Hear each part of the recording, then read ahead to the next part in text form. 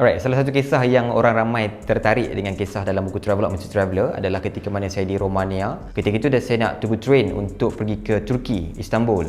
Cumanya ketika di Romania itu dah nak malam. Kemudian bila saya masuk dalam train, ada seorang lelaki yang mengatakan dia sebagai conductor train. Dia datang kat saya, dia minta macam cakap something lah untuk minta sesuatu. Saya faham dia nakkan pasport saya. Cuma waktu itu saya ada insting yang mengatakan dia ni adalah scammer. Saya faham kalau kita bagi dia pasport, apa yang akan berlaku adalah dia akan exchange dengan kita punya apa yang kita ada, duit lah, normally duit lah. So dia nak duit, so dia akan bagi pasport. Sebab pasport paling penting lah, kalau mana-mana pergi luar negara pun pasport sangat penting. Kalau hilang jenuh sikit lah, kita nak proses pergi ke kedutaan sebagainya.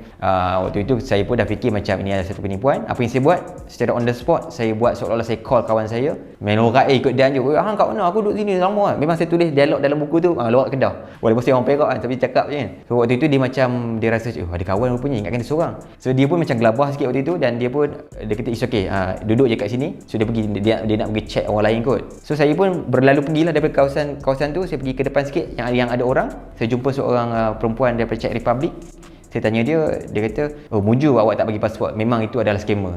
So orang tempatan sendiri, orang kat situ kata itu adalah salah satu modus operandi dia lah untuk kenakan orang luar ni. So macam mana saya rasa dia tu adalah scammer? Sebab penampilan dia memang nampak macam conductor train, tapi bila fikir balik, kenapa dia nak semak saya punya pasport pula, sedangkan dia boleh check saya punya tiket kalau dia nak tanya pasal tiket. Dan waktu tu pula saya seorang saja dalam kompartmen tu, kira dalam bahagian tu saya seorang saja. So ketika itu saya rasa macam dia ni senang cerita, kalau traveller ni dia memang kena ada insting, dia memang kena ada letak doubt, keraguan kepada orang yang baru nak jumpa ni. Waktu itu memang saya seorang saja dalam gerabak tu, dan memang saya travel secara solo, tidak ada kawan-kawan lain. Yang ada adalah orang-orang tempatan dan orang yang memang nak pergi ke tempat-tempat lain lah. Alright, itu nasihat yang sangat penting. Pasport adalah sangat berkuasa bagi kita orang Malaysia kalau kat luar negara, dan jangan sebarang beri pasport kita kepada mana-mana orang.